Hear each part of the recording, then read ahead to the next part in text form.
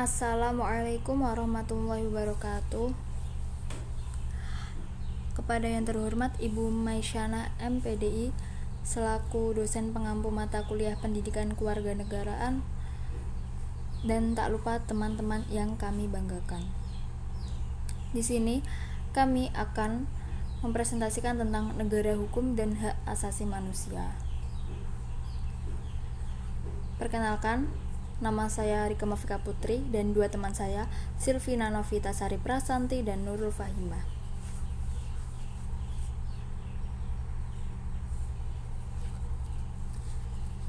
Definisi dan konsepsi negara hukum. Menurut Profesor R.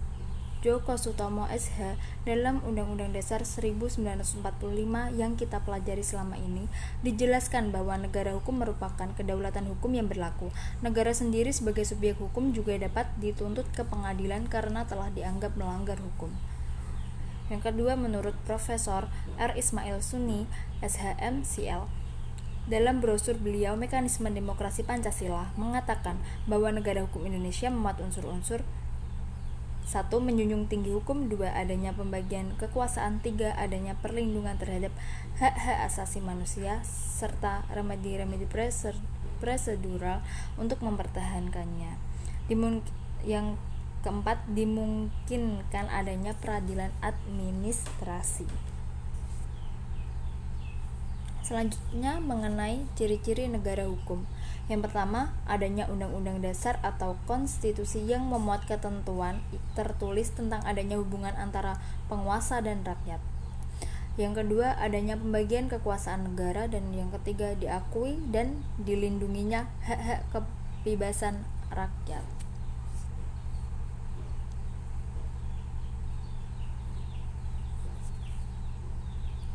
Sedangkan menurut Albert Van Dissey menguraikan adanya 3 ciri penting dalam setiap negara hukum yang disebutkannya dengan istilah the rule of law, yaitu 1. Supremacy of law, artinya yang memiliki kekuasaan yang tertinggi di dalam negara adalah hukum atau kedaulatan hukum. Yang kedua, equality before the law, artinya persamaan dalam hukum bagi setiap orang. Yang ketiga, due process of law, maksudnya konstitusi itu tidak merupakan sumber dari hak asasi manusia, dan jika hak asasi manusia itu diletakkan dalam konstitusi, itu hanya sebagai penegasan bahwa hak asasi manusia itu harus dilindungi.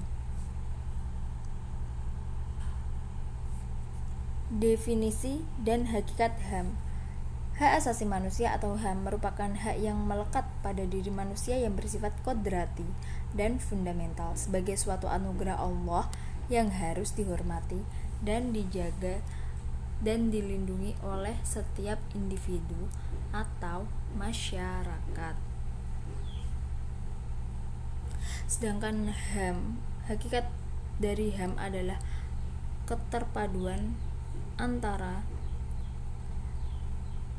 HAM, KAM, dan TAM yang berlangsung secara sinergis dan seimbang.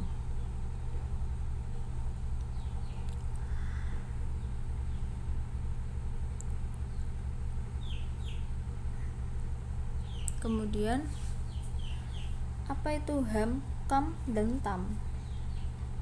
HAM merupakan hak asasi manusia. Kemudian, KAM adalah kewajiban asasi manusia, dan TAM adalah tanggung jawab asasi manusia. Hubungan negara hukum dan HAM. Negara hukum dan HAM tidak bisa dipisahkan satu sama lain. Argumentasi hukum yang dapat diajukan dalam hal ini ditunjukkan dengan ciri negara hukum itu sendiri, bahwa salah satunya adalah perlindungan terhadap hak asasi manusia. Jika dalam suatu negara HAM tidak terlindungi, maka negara tersebut bukan negara hukum, tetapi negara diatur dengan pemerintahan yang otoriter.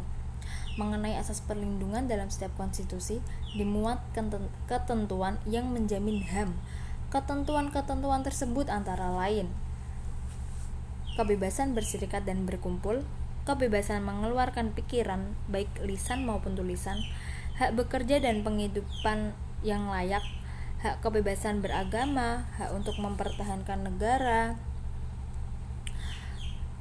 Kemudian hak lain-lain dalam pasal-pasal tentang HAM. Penegakan HAM di Indonesia. Hak asasi manusia atau HAM digolongkan menjadi beberapa macam, yaitu hak asasi pribadi atau personal right, hak asasi politik atau political right, hak asasi hukum atau right of legal equality, hak asasi ekonomi atau property rights, hak asasi peradilan atau procedural right, hak asasi sosial budaya atau social culture right. Beberapa hal yang dilakukan pemerintah Indonesia dalam upaya menegakkan HAM antara lain: 1. Pengakuan pemerintah melalui undang-undang, yaitu melalui TAP MPR nomor 17/1998. Hak asasi yang terdapat dalam ketetapan MPR yaitu hak untuk hidup, hak untuk berkeluarga, hak untuk melakukan pengembangan diri, hak untuk mendapatkan keadilan, hak untuk mendapatkan kemerdekaan, hak atas kebebasan informasi, hak atas rasa aman, hak atas kesejahteraan.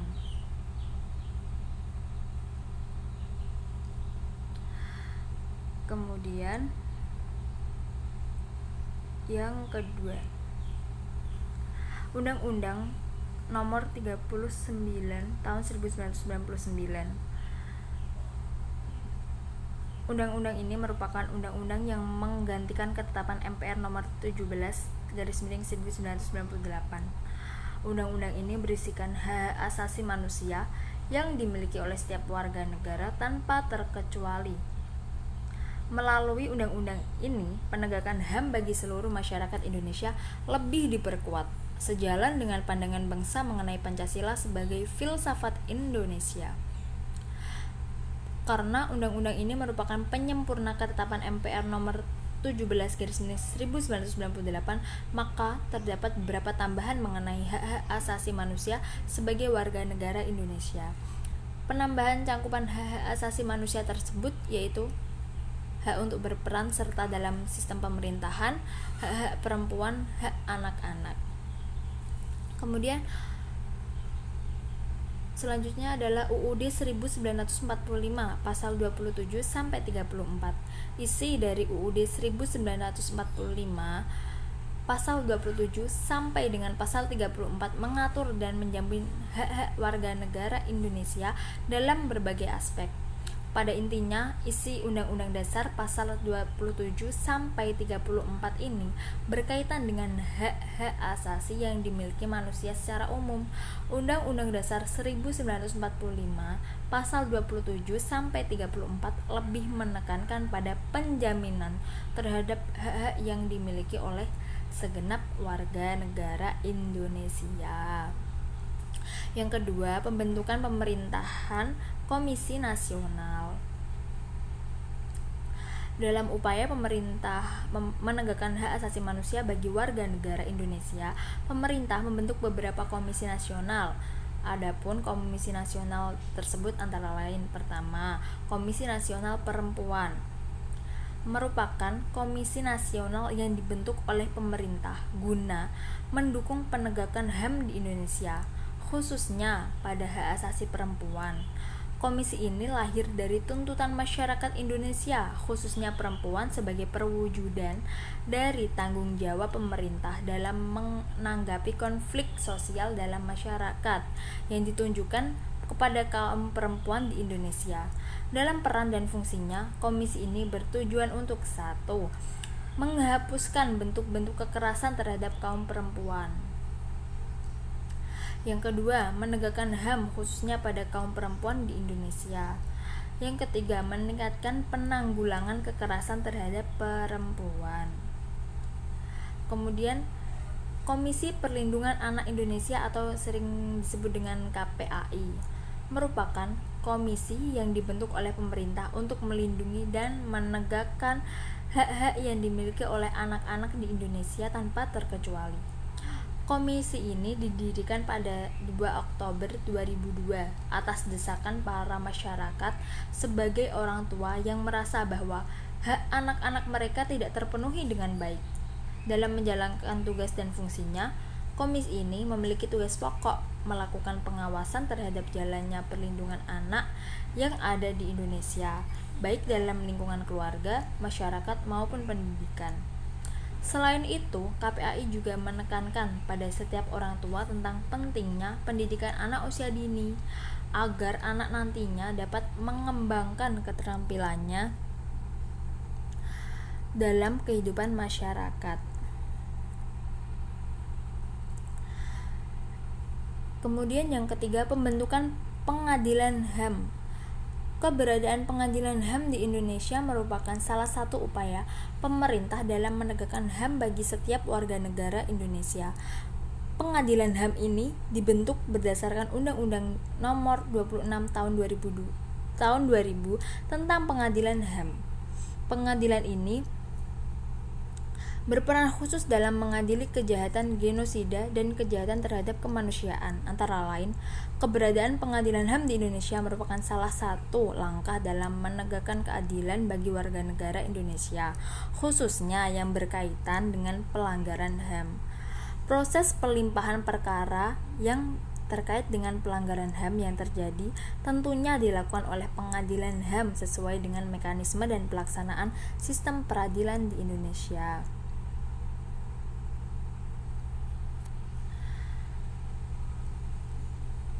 Tentunya, dalam upaya penegakan HAM di Indonesia, pemerintah tidak melakukannya sendiri. Pemerintah memerlukan bantuan dari lembaga-lembaga penegak hukum yang ada di Indonesia.